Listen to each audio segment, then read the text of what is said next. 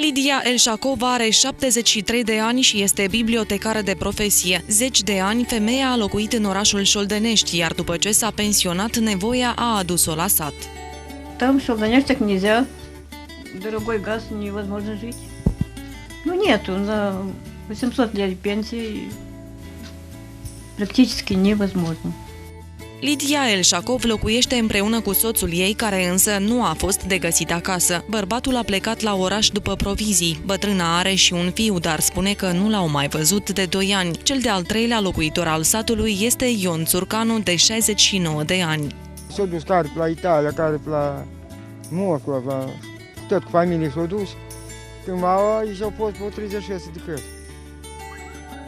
La tot casa, copii, țineau vaci, porci, iepurarai, păsări, aveau rodul lor la izvor acolo.